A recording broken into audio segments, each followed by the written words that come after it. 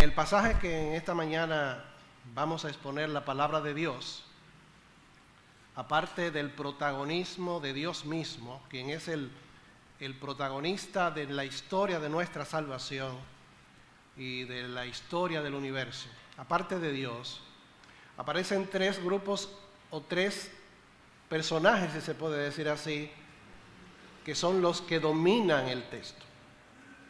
Uno de ellos no es una persona humana, sino la palabra de Dios. Y aparece en varias ocasiones en este capítulo, que vamos a leer en un momentito, más de 10 veces. Se habla de ella como el libro de la ley de Moisés, la cual Jehová había dado a Israel. Se habla del libro, sin más adjetivos añadidos.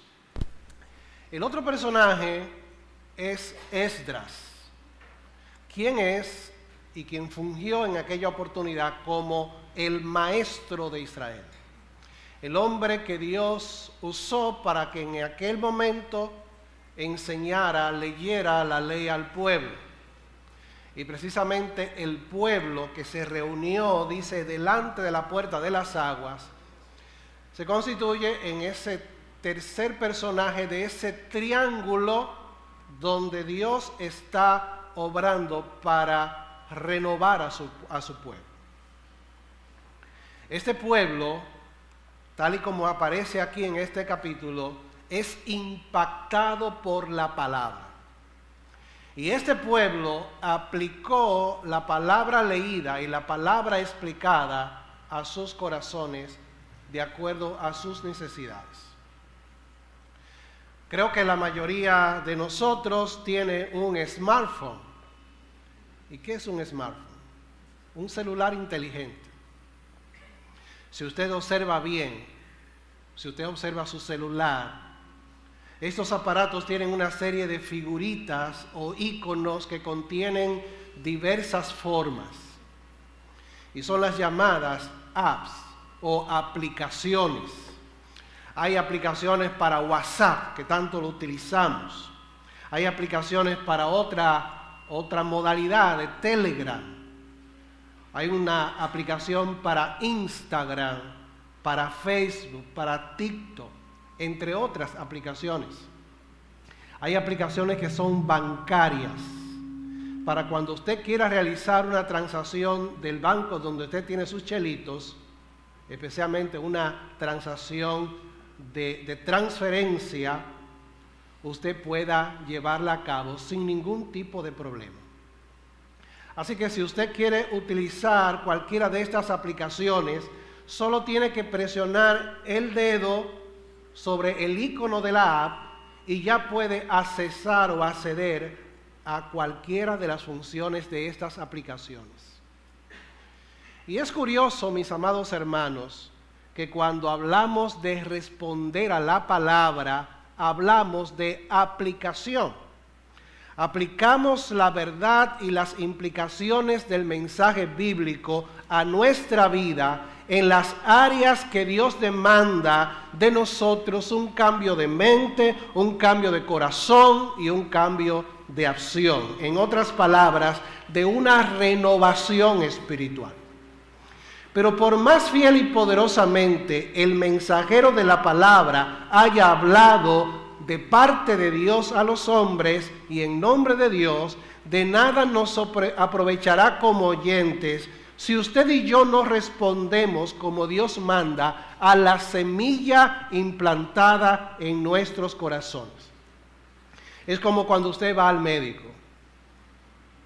Y en estos días hay muchos problemas de virus gripales, por algún problema de salud, y luego de que el médico te examina, te ha hecho los análisis o te has hecho los análisis y estudios de rigor, el médico te indica un tratamiento con medicamentos que debes tomarte cada 8 horas durante un mes.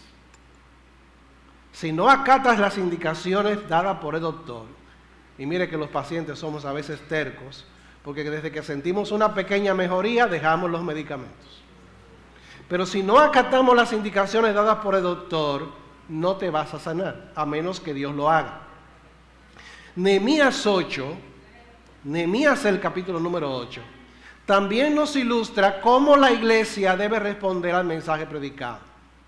En este pasaje que nosotros vamos a leer, yo quiero que nosotros pensemos, mis queridos hermanos, que nuestros corazones son como una gran app, una gran aplicación que Dios ha colocado en tu corazón, que Dios ha colocado en ti, y llamemos a esta aplicación respuesta a la palabra. Y lo que vamos a ver al leer el capítulo 8 del libro de Nehemías hasta el versículo 12 es que una iglesia impactada por la palabra experimenta renovación espiritual. Dios quiere, mi amado hermano, impactar esta iglesia con su palabra. Impactar tu corazón, tu vida con la palabra de Dios, para que podamos experimentar renovación espiritual. Yo quiero que, puestos de pies, leamos en Nehemías el capítulo número 8, versículo 1 en adelante.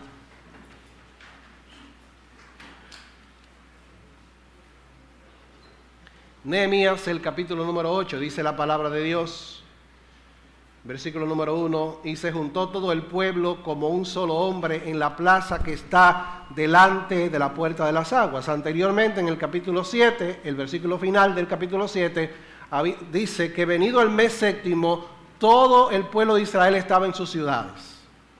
Entonces el pueblo se juntó como un solo hombre en la plaza que está delante de la puerta de las aguas, y dijeron a Esdras el escriba que trajera el libro de la ley de Moisés, la cual Jehová había dado a Israel.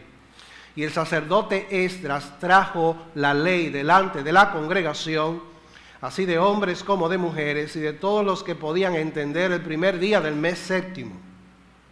Y leyó en el libro delante de la plaza que está delante de la puerta de las aguas, desde el alba, desde la mañana, 6 de la mañana más o menos, hasta el mediodía, 6 horas.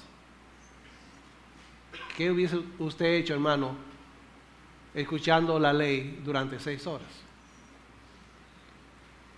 En presencia de hombres y mujeres y de todos los que podían entender. Dice, y los oídos de todo el pueblo estaban atentos al libro de la ley. Y el escriba Esdras estaba sobre un púlpito de madera que habían hecho para ello, y junto a él estaban Matatías, Semas, Anías, Urías, Hilcías y Maasías a su mano derecha.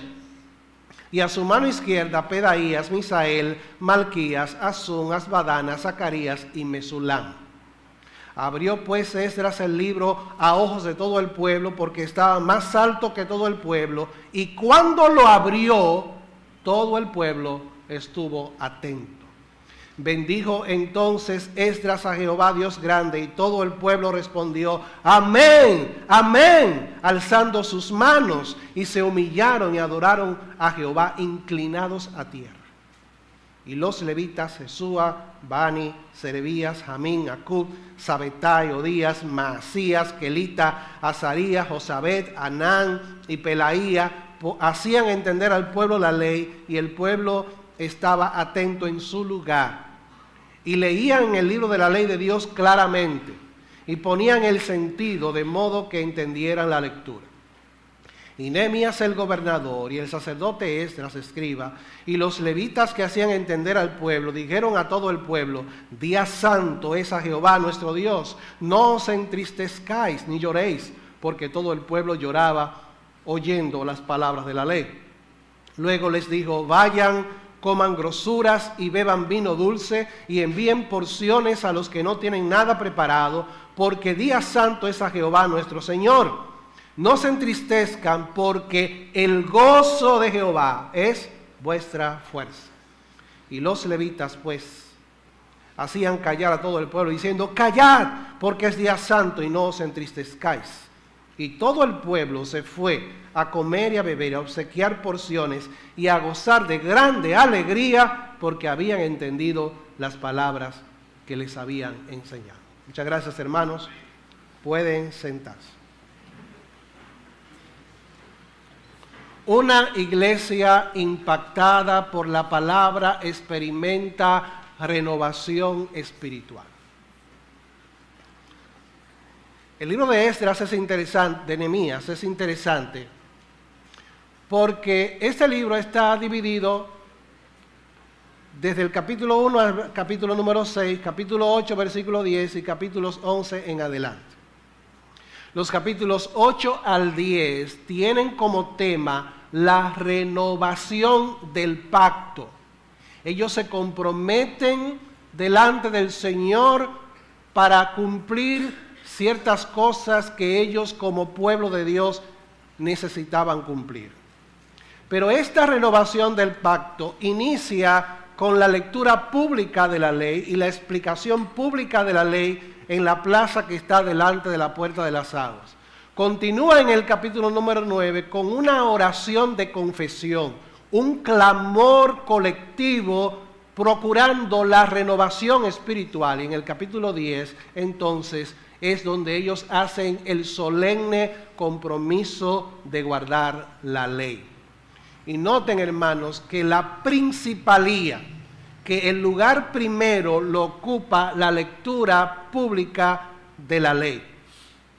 Desde el capítulo número 1 al capítulo número 7, el centro de atención de Nehemías, del libro de Nehemías, tiene que ver con el levantamiento de las murallas físicas que rodeaban o que debían rodear la ciudad de Jerusalén como señal de seguridad y de protección para el pueblo. En el capítulo número 6, esta muralla queda completamente levantada. En el capítulo número 11 se celebra un acto litúrgico de adoración para la inauguración de las murallas físicas. Pero en el capítulo número 8 tenemos el levantamiento de otro muro, el muro de la ley, el muro de la palabra de Dios. Y hermano, y cada vez que un predicador, cada vez que un maestro de la palabra proclama la palabra de Dios al pueblo, se está levantando el muro inconmovible de la palabra de Dios. Podemos ver entonces el impacto de la palabra de Dios en la iglesia, tomando en cuenta 3 momentos de acuerdo a cómo el pasaje nos lo da a entender. Antes del mensaje, durante el mensaje y después del mensaje. Así que, mi hermano, Dios quiere impactar tu vida antes de que escuches el mensaje, durante el tiempo en que estás escuchando el mensaje y después que el mensaje es proclamado. Veamos entonces en primer lugar el impacto de la palabra antes del mensaje. La preparación, o la mejor preparación para escuchar el mensaje de la Biblia es antes del culto, incluso antes de llegar a la iglesia. Qué maravilloso sería si esta congregación, si cada hermano de esta iglesia va preparando su corazón, va preparando el terreno de su alma antes de llegar el momento del culto, antes de llegar el momento de la proclamación de la palabra de Dios, para que el agua del Espíritu irradie, te irrigue el corazón y así renueve tu alma. El pueblo de Israel que regresó de la cautividad es un ejemplo a seguir. Primeramente notamos en el versículo número 1 acerca de este impacto antes del mensaje que el pueblo de Dios expresa unanimidad para congregarse. Notemos una vez más el versículo número 1. Y se juntó todo el pueblo como un solo hombre en la plaza que está delante de la puerta de las aguas.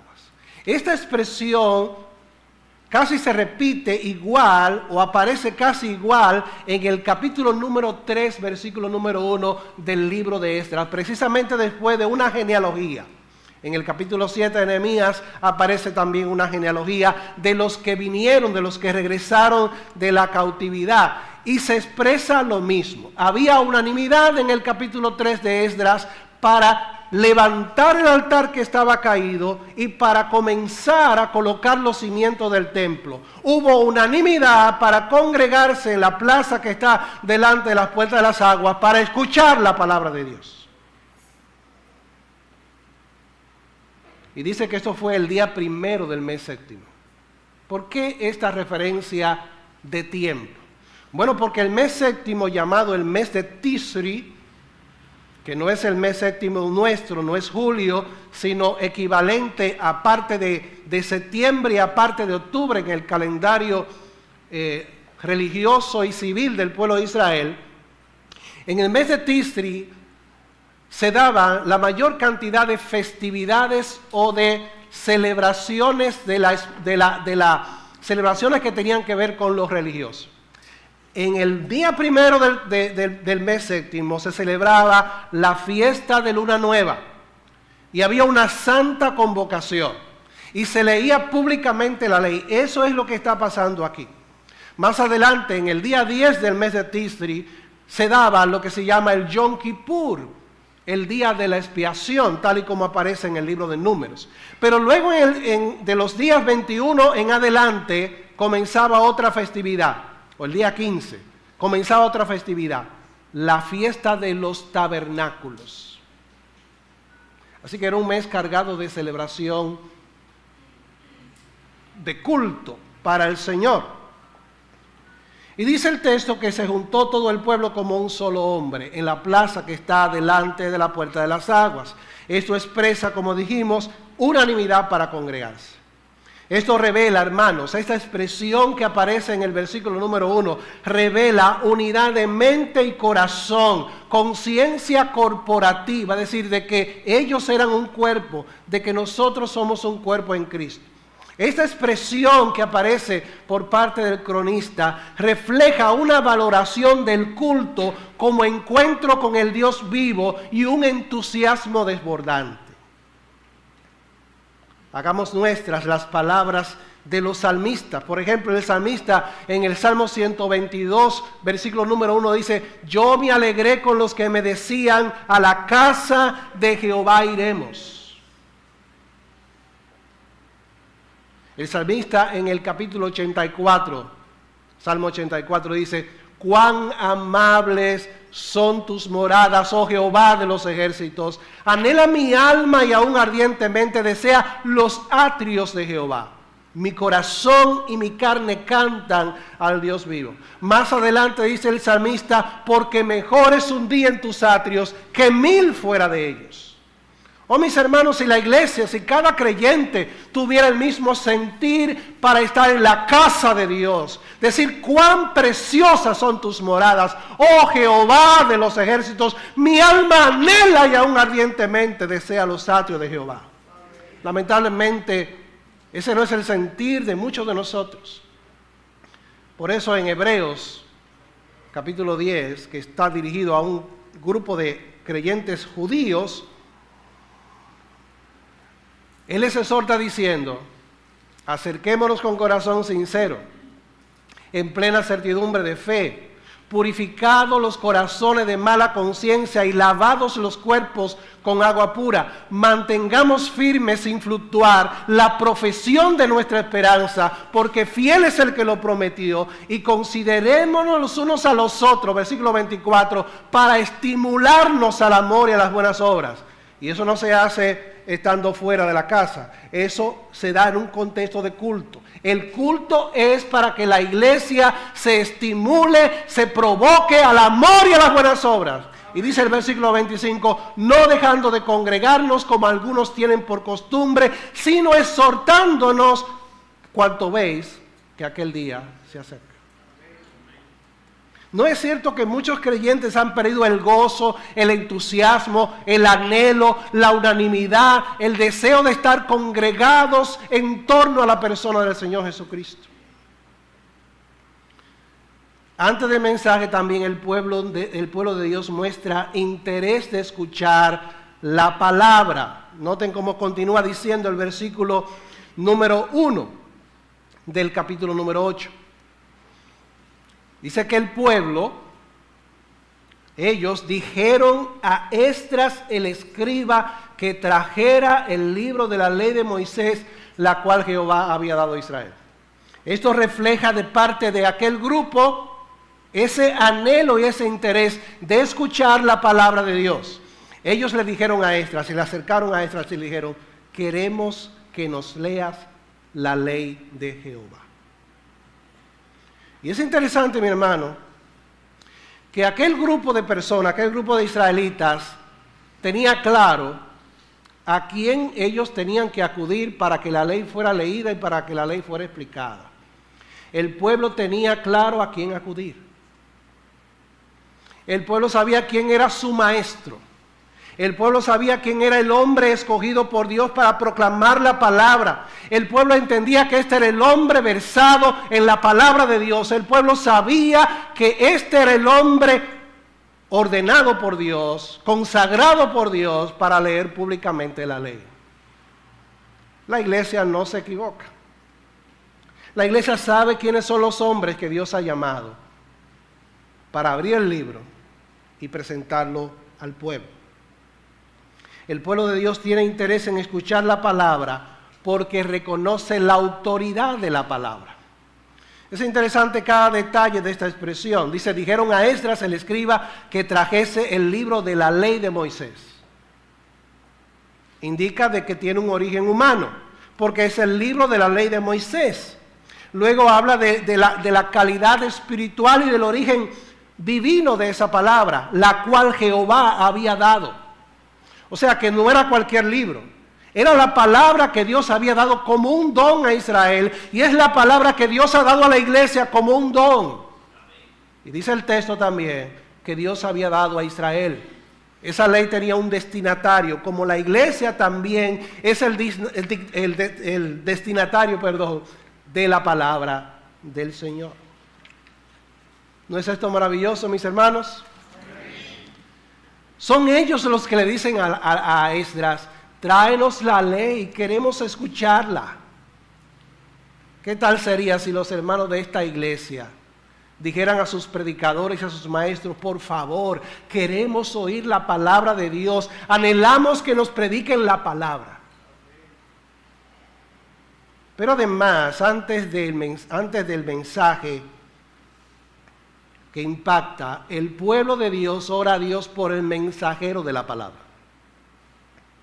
Esto no lo dice el pasaje, pero lo dice en otras partes de las Escrituras. Aunque este detalle no aparece en la narrativa que estamos exponiendo, sin embargo, es un elemento que la iglesia no puede pasar por alto.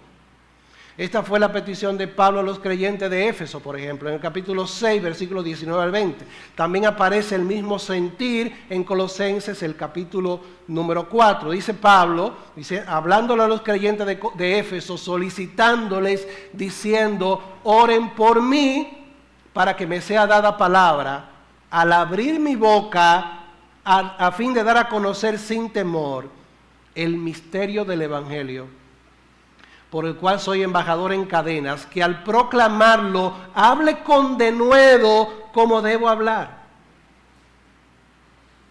Y si eso era Pablo, mi amado hermano, que Dios había derramado una gracia especial sobre este hombre, ¿qué no será de nosotros simples mortales? ¿Qué no será de los predicadores de esta iglesia y de otras congregaciones? La iglesia debe clamar para que el fuego de Dios encienda el corazón del predicador. El puritano John James declaró que la oración es un medio de ayudar al ministro que está al alcance de todos. Aquellos que no pueden hacer nada más pueden orar. Hermanos que ya no pueden venir a la iglesia porque están enfermos y están en una edad avanzada. Pero saben, yo creo que Dios sostiene a los pastores y a los predicadores y a los maestros y a los líderes y a todo hermano que ejerce un don en la iglesia. Dios sostiene esas personas por la oración de hermanas y hermanos piadosos que ya no pueden congregarse, pero que viven clamando al Dios de los cielos por sus hombres y por sus mujeres. Ellos no han cesado su ministerio. Han entrado en una etapa diferente de su ministerio. Ahora, vamos a considerar el segundo momento de la respuesta a la palabra, del impacto de la palabra por parte de la iglesia cuando la iglesia se reúne en el culto público, y es durante el mensaje. Hay dos expresiones de este impacto durante el mensaje proclamado a la iglesia. Primeramente, el pueblo de Dios presta atención reverente a la palabra. Miren lo que dice el verso número 3. Al final del versículo número 3. Dice que los oídos del pueblo, de todo el pueblo, estaban atentos al libro de la ley. ¿Cómo estaba el pueblo? Atento. ¿Cómo estaban sus oídos? Atentos al libro de la ley. Dice el verso número 3. Esdras abrió el libro a la vista de todo el pueblo, pues él estaba en un lugar más alto que todo el pueblo. Y cuando lo abrió, cuando abrió la palabra de Dios, entonces todo el pueblo se puso en pie. Entonces Esdras bendijo al Señor. El pueblo de Dios presta atención reverente a la palabra. En varias ocasiones se destaca este elemento de la atención. La gente estaba absorta escuchando la lectura pública de la ley, las explicaciones que los levitas le estaban dando, la interpretación y la exposición de la ley de Dios. En estos versos se resalta en esas dos ocasiones que el pueblo reunido en la plaza estaba con sus oídos atentos a la lectura pública de la ley. Eso es lo que nosotros llamamos reverencia. Reverencia. Levítico 19:30 dice: mis días de reposo guardarán y mi santuario tendrán en reverencia yo Jehová. La reverencia, hermanos, se debe en que Dios está presente en medio nuestro y porque nuestro Dios es un Dios santo. Así que no es tanto por la presencia de algún personaje humano importante, sino por la presencia del más excelso y el más elevado personaje de todo el universo, nuestro Padre y Dios, Padre de nuestro Señor Jesucristo. Porque Él está aquí en medio de su pueblo y porque Él es un Dios santo, Él merece, hermanos, toda reverencia de nuestra parte. Y parte de la manifestación de esa reverencia es escuchar atentamente su voz, porque Dios nos habla a través de su palabra. Si hay algo que se está perdiendo aceleradamente en los cultos de las iglesias, yo espero que eso no sea aquí, es precisamente una actitud atenta y reverente a Dios y su palabra. Eso se ha ido perdiendo. Cada día más la gente tiene menos temor de Dios, menos sentido de la presencia santa de Dios en medio de su iglesia. Gente que se para sin alguna razón de peso. Y sobre todo en el tiempo del sermón. Porque cuando están las alabanzas, todo el mundo está cantando, alabando, algunos levantan la mano, llega el sermón y comienzan a pararse. Pero eso no es aquí, eso es para allá. Hermanos cuchicheando durante el servicio. Oiga, por mejor conversación que sea, eso es un acto de irreverencia. También hermanos chateando. Y si no chatean, los muchachitos, los hijos o los nietos, los hermanos les dejan los celulares para que ellos hagan lo que les dé la gana con el celular y comienzan a ver videos en medio del culto. ¿Qué generación vamos a tener en 10, 15, 20 años con una generación que desde pequeña no tiene reverencia a la persona grandiosa de Dios? Creyentes con su mente de paseo, que están presentes en cuerpo, ausentes de mente y corazón. Pensando en la habichuela que dejaron, que se le va a quemar. Pensando en algún tipo de actividad que tienen que hacer o de problemas que tienen que resolver.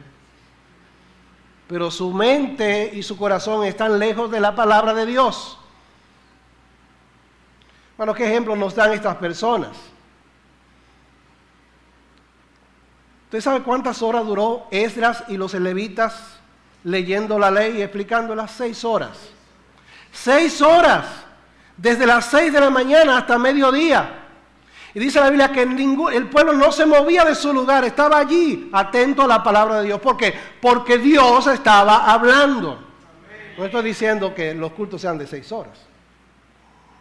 Pero ¿cuántas veces no hemos visto creyentes que tienen el reloj medido? que si se pasa unos minutos de la hora en que el culto debía terminar, ya comienzan a inquietarse. No, mi hermano, así no se escucha la palabra de Dios. 10 minutos dedicados aquí es como una eternidad en la presencia de Dios. En 10 minutos tu vida no se va a acabar.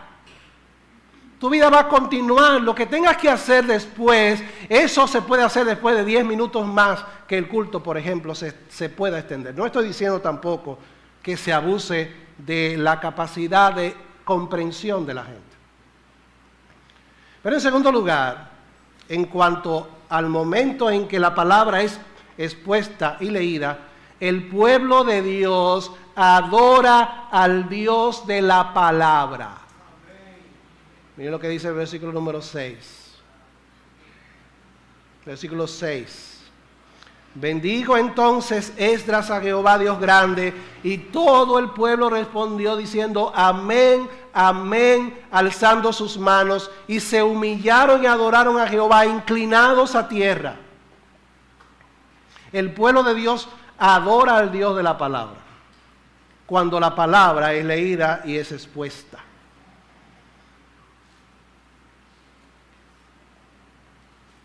En este versículo, por lo menos podemos ver 3 cosas. Primeramente, el mensajero adora, es decir, el predicador adora y el pueblo de Dios responde con adoración. Esdras no era simplemente el maestro de Israel, el escriba versado en la ley de Jehová. Esdras era, ante todo, un adorador del Dios vivo. Y cada predicador, hermano, no es un profesional de la religión. No es una persona que simplemente ocupa una posición en la iglesia. El que proclama la palabra debe tener claro que él también es un adorador, como toda la iglesia adora. Y cuando el predicador expone la palabra de Dios, debe tener conciencia clara de que lo que está haciendo es adoración al Señor. Y la iglesia también tiene que comprender que cuando la palabra de Dios es proclamada, la adoración continúa a través de la palabra. Amén. Que la adoración no termina cuando el predicador comienza a predicar. Que la adoración no se reanuda cuando él termina y se cantan algunos cánticos más. Todo lo que se hace en el culto es adoración. Y debemos de ver la proclamación de la palabra correctamente y fielmente expuesta como un acto de adoración. Por eso Esdras dice que adoró, bendijo a Esdras al Dios grande. En segundo lugar también, la iglesia adora basada en el conocimiento que tiene de su Dios. Porque cuando dice el texto que Esdras bendijo al Dios grande, necesariamente se entiende de que hay una información correcta acerca del Dios que se adora. Y en base a ese conocimiento correcto del Dios al que se adora, la iglesia adora. Tal y como Cristo le dijo a la mujer samaritana, ustedes los samaritanos adoran ¿qué? Lo que no saben. Nosotros los judíos adoramos lo que sabemos, porque la salvación viene de los judíos. Es decir, tenemos la palabra de Dios, tenemos la ley, y la ley es la luz que ilumina al creyente para que adore a Dios en espíritu y en verdad. Pero además, la iglesia expresa su adoración con palabras y gestos que se corresponden con la misma. Este mismo versículo número 6, dice, y todo el pueblo respondió, amén, amén, con palabras audibles, pero también con gestos que expresaban el contenido y la grandeza del Dios que se adoraba, alzando sus manos, pero también dice, se humillaron y adoraron a Jehová, inclinados a tierra. Yo no quiero poner esto como una ley canónica inflexible, no es mi interés, pero mi convicción es de que la adoración a Dios La alabanza a Dios en el culto público no puede ser una adoración mecánica ni fría. Que usted puede expresar, hermano, con la libertad que le da el Señor, pero en orden, palabras que expresen que usted adora al Dios que lo salvó a usted. Ellos dijeron amén, amén. Hay gente que tiene miedo de decir amén, porque no quiere que se le catalogue como carismático o pentecostal. No, nosotros los templos bíblicos no somos así. Pero no es asunto de que si somos así o si no, es que debemos ser de una manera como Dios quiere que seamos. Y decir un amén o un aleluya en el lugar apropiado es algo saludable. Yo escuchaba a mi hermana Altagracia mientras cantaban en esta mañana, como ella audiblemente adoraba a Dios. Pero también dice que alzaron sus manos. Bueno, eso no es nuestra costumbre, dirá usted. Bueno, pero si usted tiene el deseo y el anhelo de alzar su mano en un momento de adoración, un momento en que una alabanza toca su corazón, yo creo que debe haber libertad. Y yo creo que aquí nadie le va a restringir que lo haga. Se adora a Dios con las palabras, se adora a Dios con el cuerpo, se adora a Dios con los gestos. En tercer lugar, la iglesia es impactada por la palabra después del mensaje. La lectura y exposición de la ley produjeron un impacto renovador y un avivamiento espiritual tanto entre el pueblo como en sus líderes. Quiere el Señor, mi amado hermano, producir lo mismo en medio nuestro, usando como instrumento la palabra predicada. Yo no sé usted, pero en muchos momentos en mi corazón y en mis oraciones yo he pedido al Señor, Señor, impáctanos con tu palabra. Señor, ven a nuestro encuentro. Señor, visita a tu iglesia. Señor, derrama tu poder sobre tu iglesia. Señor, aviva mi corazón, aviva el corazón de tu pueblo para que nosotros podamos estar comprometidos y entregados completamente a ti. Después del mensaje, entonces, el pueblo de Dios responde a la palabra de manera integral. ¿Qué significa integral? Con todo el ser. Pablo dice en Romanos el capítulo número 8, así que hermanos, os ruego por las misericordias de Dios, que presentéis vuestros cuerpos en sacrificio vivo, santo, agradable a Dios, que es vuestro culto espiritual o verdadero o racional. Y el cuerpo, presentéis vuestros cuerpos, es una expresión para indicar la totalidad de nuestro ser que se entrega a Dios como un sacrificio vivo. El pueblo de Israel en aquella época, en ese momento maravilloso, respondió a la palabra de Dios de manera integral. En otras palabras, sus intelectos fueron afectados positivamente, sus emociones fueron sacudidas por el poder del Espíritu Santo y la voluntad de ellos fue movida a responder positivamente al mensaje predicado. En cuanto al intelecto, dice el versículo número 8, que el pueblo había entendido las palabras que se les habían predicado, que se les había enseñado. Sus intelectos fueron impactados por la exposición de la palabra y eso se constituyó en la fuente de su gozo. Lo primero que Dios desea afectar de nosotros, afectar en el sentido de impactar, es nuestra capacidad de conocimiento, nuestra capacidad de entendimiento. No a través de una técnica de un predicador, no a través de una capacidad oratoria del que predica la palabra, no movida, hermano, por la sugestión, por la manipulación, ni por nada de eso, sino un mover a través del conocimiento y del entendimiento de la palabra de Dios. Entonces que mueve las emociones y mueve la voluntad. en la parábola del sembrador, los que dan fruto a 30, a 60 y a 100 por uno, son aquellos, dice la Biblia, que entienden la palabra. Sin dudas esto fue resultado de una predicación clara por parte de Esdras y los escribas y de una escucha atenta por parte del pueblo. Dice la palabra de Dios en el versículo número 8. Y leyeron en el libro de la ley de Dios claramente.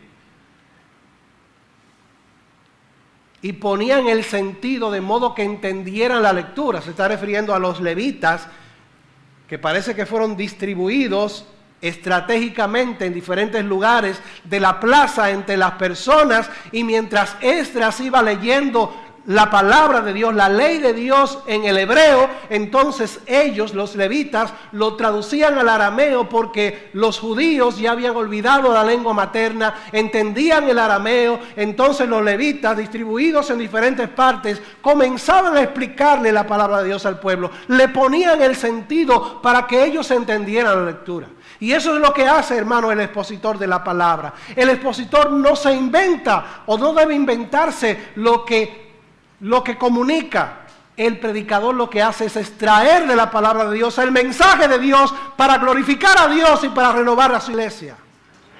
El predicador pone el sentido a la palabra para que la iglesia pueda comprender la lectura. No es decir muchas palabras domingueras que nadie la entiende, sino en un lenguaje en que ellos puedan entender. La otra facultad afectada, además del intelecto, fueron sus emociones. Las emociones de ellos participaron también de la respuesta y del impacto a la palabra de Dios. El primer efecto emocional, si se puede decir así, en el corazón del pueblo fue la tristeza. Dice el verso número 9 que todo el pueblo lloraba oyendo las palabras de la ley. Este llanto era un llanto sincero, era un llanto genuino, era un llanto de corazón. El Espíritu Santo impactó sus mentes, impactó sus corazones, movió sus corazones. Ellos sintieron la tristeza por haber quebrantado una y otra vez la ley de Dios, por la cual se encontraban hasta ese momento en cautiverio. Pero fueron exhortados a no entristecerse y llorar, porque ese día era santo para Jehová el Señor. Y eso a mí me llama la atención, mi hermano. Dice, no os entristezcáis porque el día es santo. Hay creyentes que creen que ser santo es tener una cara dura, un rostro como de pedernal, y es adorar a Dios sin moverse. Santo, santo, santo soy. No, mi hermano. La santidad y el gozo, la santidad y el júbilo, la santidad y la alegría deben ir de la mano. El Dios que es santo nos invita a adorarle en santidad, pero también con gozo. Venid, dice la Biblia, aclamemos alegremente a Jehová, cantemos con júbilo a la roca de nuestra salvación. Alabad a Jehová en todo tiempo, su alabanza sea conocida en la tierra. Bendeciré a Jehová que me aconseja. Dios es un Dios de gozo, aunque es un Dios santo, pero también es un Dios que nos infunde el gozo del Señor.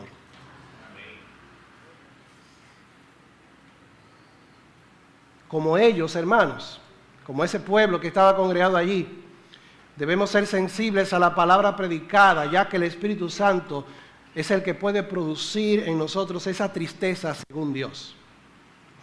Pero la tristeza se tornó en gozo. Y esa es la otra respuesta que produjo el impacto de la palabra de Dios en aquellas personas y que anhelamos que impacte también el corazón de cada uno de ustedes en esta mañana. Esto lo vemos en el pasaje de dos maneras. La respuesta del gozo por el perdón. Primeramente por medio de un argumento para apoyar una exhortación. Les dicen los levitas a ellos: no os entristezcáis ni lloréis, porque el gozo de Jehová es vuestra fuerza. Lo hemos cantado muchas veces, se cantaba muchas veces ese corito. El gozo del Señor mi fortaleza es. El gozo del Señor es mi sostén. En segundo lugar, puede verse por la propia reacción de la congregación. El versículo 12, mire cómo dice: y todo el pueblo se fue a comer y a beber, y a obsequiar porciones y a gozar de grande alegría, porque habían entendido las palabras que les habían enseñado. La realidad del perdón de nuestros pecados, fruto de la gracia divina y la obra redentora de Cristo, son fuente de gozo que fortalecen nuestras almas. El comentarista bíblico Matthew Henry escribió las siguientes palabras: el gozo santo será aceite de las ruedas de nuestra obediencia. El gozo santo, porque ninguna riñe con la otra, ni la santidad riñe con la santidad, con el gozo, ni el gozo con la santidad. El gozo santo será aceite de las ruedas de nuestra obediencia. Cuando no hay gozo en la vida cristiana, las ruedas que deben mover hacia la obediencia se trancan. Pero cuando hay el gozo del Señor va a producir en la obediencia una capacidad de mover el corazón para hacer la voluntad de Dios. El comentario Bacon dice que la vida cristiana sería muy aburrida, o una aburrida rutina, si no fuera por las fuentes de gozo que a menudo riegan y refrescan el alma. Hermano, pídele al Señor ahí en tu asiento: Señor, lléname del gozo tuyo, lléname del gozo del Espíritu. Haz que tu pueblo salte de alegría. Haz que mi corazón reverbere de alabanza. Haz que mi corazón se llene de gozo. Haz que mi corazón sea infundido por un gozo, hermano, que no lo pueda soportar. Que sea tan grande la explosión de gozo en mi alma y en el alma de tu iglesia, Señor, que nuestros corazones sean movidos y podamos decir: bendito sea el Señor. La gloria para el Dios y Padre de nuestro Señor Jesucristo. Que el Señor nos llene de ese gozo, que no nos deje tranquilos para comunicar a otros la bendita palabra de Dios. Que el gozo del Señor nos mueva hacia la obediencia. Que el gozo del Señor sea la fortaleza que necesitamos para salir de este lugar llenos de su gloria, llenos de su poder, para animar a otros, para predicar el Evangelio, para decirle: Señor, aquí estamos, aquí está tu pueblo.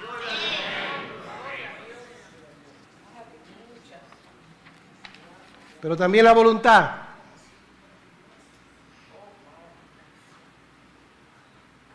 Dice el texto: todo el pueblo se fue a comer y a beber y a obsequiar porciones. Esto en obediencia a la exhortación de los líderes que les dijeron: y comer grosuras y beber vino dulce. Comer grosura, hermano, es comer carne con el gordo. Beber vino dulce en señal de gozo. Digo, no es que usted va a comer eso, pero indicaba el contexto de alegría. Y sigue diciendo: y enviad porciones a los que no tienen nada preparado. Esta es una respuesta de solidaridad con los que no tienen nada o tienen poco, dentro de la iglesia y fuera de la iglesia. Seamos imitadores de los creyentes de Macedonia, los cuales en grande prueba de tribulación, la abundancia de su gozo y su profunda pobreza abundaron en riqueza de su generosidad, dice el apóstol Pablo en 2 Corintios, el capítulo número 8. Pues doy testimonio de que con agrado han dado conforme a sus fuerzas y aún más allá de sus fuerzas, pidiéndonos con ruegos que le concediésemos el privilegio de participar de este servicio para los santos. El otro grupo que fue impactado después del mensaje es el liderazgo. El liderazgo de la iglesia responde al mensaje de la palabra. El versículo 13 contiene algo que es para mí maravilloso. Dice que al día siguiente se reunieron las cabezas de la familia de todo el pueblo, los hombres, sacerdotes y levitas, a Esdras el escriba, dice, para entender las palabras de la ley. Es decir, los líderes del pueblo de Dios anhelaban aprender más su palabra. El resultado fue el redescubrimiento y la práctica de elementos de la fe que estaban olvidados hacía tiempo. ¿Cuán desabridos somos los varones? ¿Cuán poco iniciadores de cosas que contribuyan a reunirnos los unos con los otros, varones entre varones, para compartir la palabra de Dios? Y las amas siempre activas. Qué gran ejemplo para los líderes de hoy. Líderes de familias, líderes de ministerios, diáconos y ancianos. Reunirse para estudiar las Escrituras será siempre una bendición para el liderazgo. En conclusión, hermanos, quisiera terminar con dos citas. Una de ellas del libro La predicación, cómo predicar expositivamente, de John MacArthur y otros teólogos de la facultad del seminario Masters. En ese libro, que tiene que ver al final con la respuesta del oyente a la palabra, se pregunta MacArthur, ¿cuál es la responsabilidad del oyente de la predicación expositiva? Respuesta: debe prepararse con la debida anticipación, debe prestarle atención indivisa, es decir, con una sola mente y un solo corazón, y bajo la dirección del Espíritu Santo, aplicar lo que aprenda de las Escrituras a su vida. Solo a través de estos medios puede aumentar los beneficios espirituales para sí y otros, a los cuales testificará de la verdad. La otra cita viene de la carta de Santiago a sus lectores. Y creo que no hay una mejor manera de terminar este sermón que leyendo las palabras que Santiago, en el capítulo número 1, versículo 25, le dirige a aquel auditorio, y que Dios nos está dirigiendo a todos en esta mañana.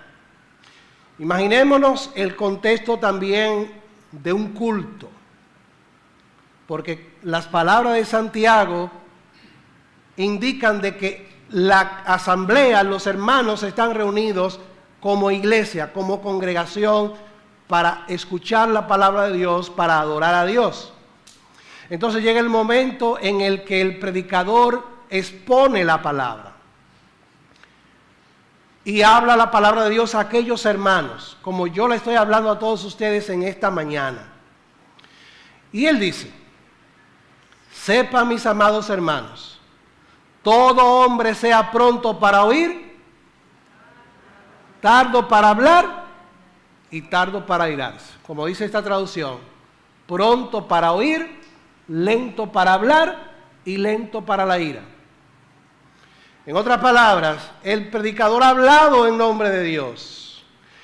Pero ¿qué pasa? El predicador ha dicho algo en un contexto en que esa iglesia está atravesando por pruebas, que no es del agrado ni la aceptación de muchos oyentes que están ahí. Porque el predicador rascó donde le picaba. Como muchas veces a nosotros.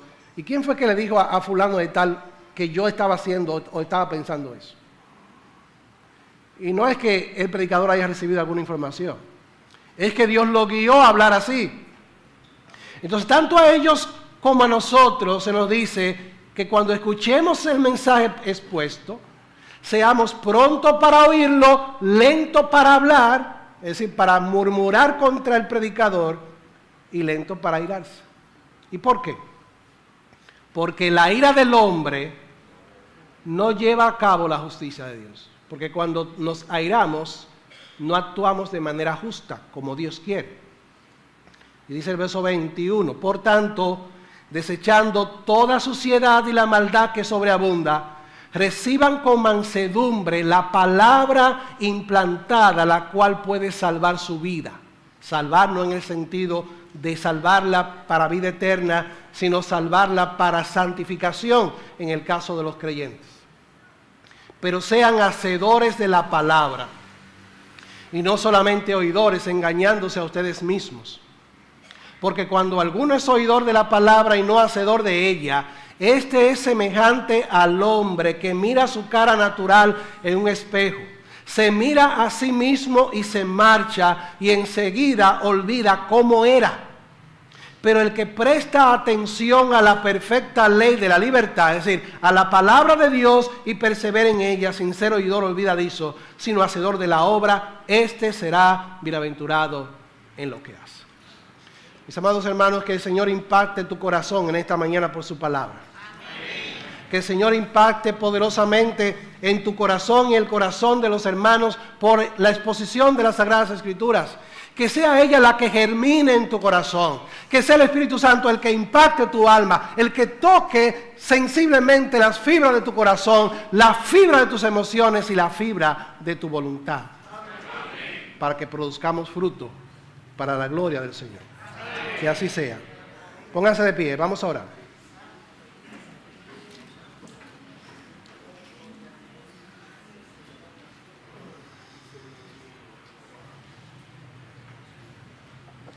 Padre Santo que estás en los cielos, gracias por este encuentro